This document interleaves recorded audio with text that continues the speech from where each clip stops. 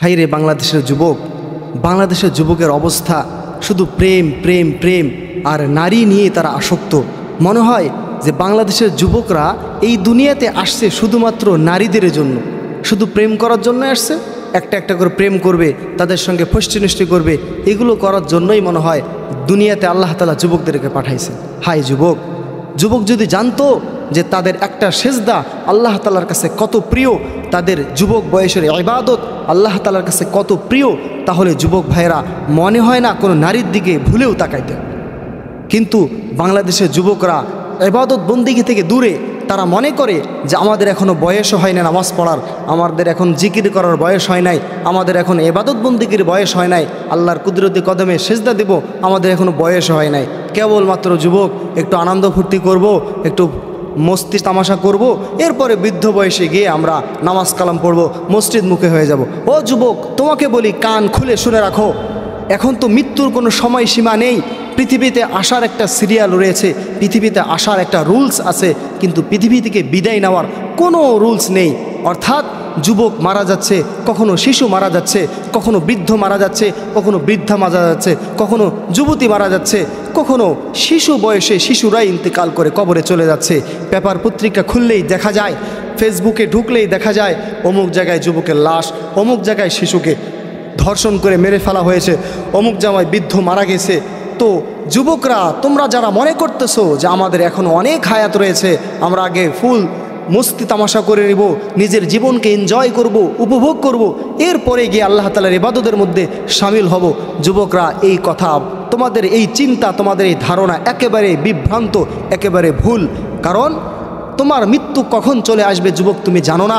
তুমি মনে করতেছো হয়তো কোনো গার্লফ্রেন্ডের সঙ্গে দেখা করার জন্য বাইক নিয়ে বাসা থেকে বের হয়ে চলে আসছো যুবক, বুক ভরা স্বপ্ন, চোখ ভরা আশা, কত কিছু নিয়ে তুমি হুন্ডার করে বাইকে করে বাসা থেকে বের হয়ে চলে আসছো, পিছন থেকে তোমাকে একটা ট্রাকে এসে মেরে দিল যুবক। তুমি ভাবতেও পারো নাই যে তোমার এইভাবে হঠাৎ তোমার মৃত্যু চলে আসবে। সুতরাং যুবকদেরকে বলি, যুবকরা তোমরা আল্লাহ তাআলার কুদরতি কদমে সেজদা দিয়া দেখো কি মজা, তোমরা নারীদের মধ্যে কি মজা পেয়েছো, তোমরা অবৈধ সম্পর্কের মধ্যে কি মজা পেয়েছো। যদি আল্লাহ তাআলার ইবাদত করো, আল্লাহ তাআলার ইবাদতের মধ্যে একবার লেগে যাও, তাহলে দুনিয়ার সমস্ত মজা এই আল্লাহ তাআলার ইবাদতের মধ্যে সমস্ত মজা ফেল মেরে যাবে।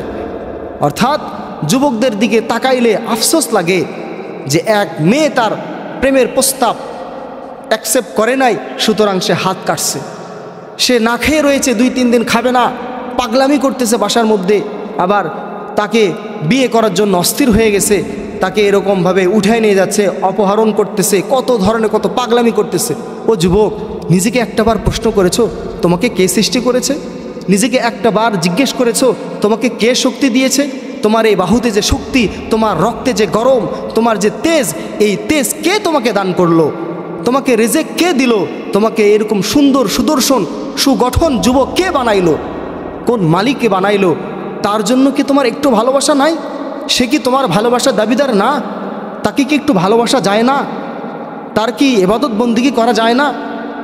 যেই নারীর জন্য, যেই নারীর প্রেমে আসক্ত হয়ে, যেই নারীর প্রেমে পাগল হয়ে তুমি রাতের পর রাত জেগে রইলা, কিন্তু সেই মাওলা পাক, যে মাওলা পাকের হর হামেশা নিয়ামতে তুমি ভুক্ত, প্রত্যেকটা নিয়ামত ভক্ষণ করতেছো, তার দেওয়া জমিনে চলাফেরা করো, তার দেওয়া বাতাসে অক্সিজেন গ্রহণ করো, তার দেওয়া আসমানের নিচে তুমি বসবাস করো।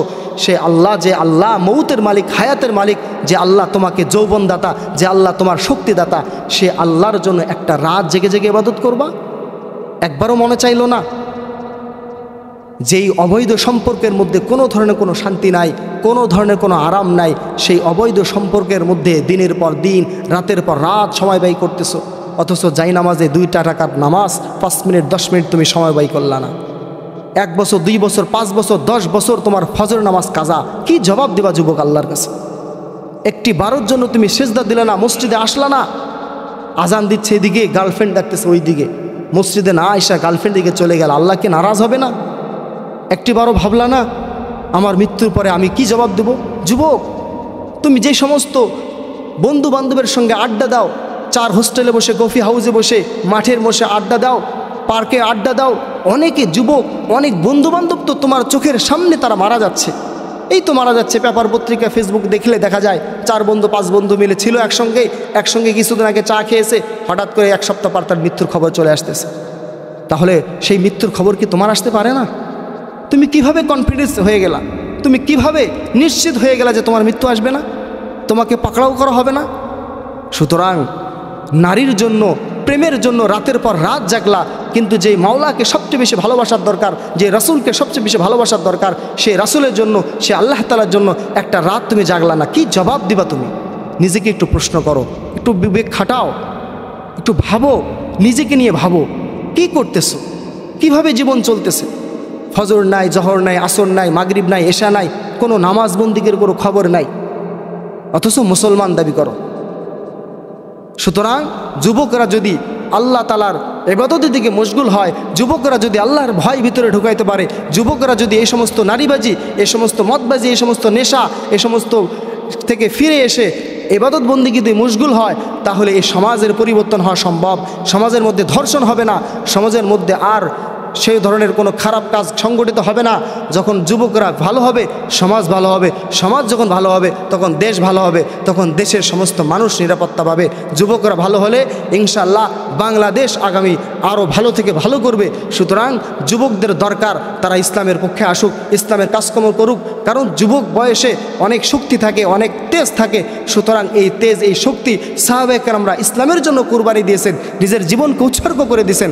অথচ বাংলাদেশের যুবকরা মেয়েদের জন্য, নারীদের জন্য নিজেদের জীবন উৎসর্গ করে দেয়। চিঠি লিখে যাচ্ছে, অমুকের কারণে আমি মারা গেলাম, অমুকের কারণে আমি গলা কেটে মারা গেলাম, অমুকের কারণে আমি গলায় দড়ি দিয়ে মারা গেলাম, অমুকের কারণে, এই কারণে, সেই কারণে আমি রেল লাইনে মাথা দিয়ে মরে গেলাম। যুবক, এই জীবন কি তোমাকে ওই গার্লফ্রেন্ড দিয়েছে? এই জীবন কি তোমাকে তোমার ওই বান্ধবী দিয়েছে? এই জীবন কি তোমাকে ওই তোমার মেয়ে দিয়েছে?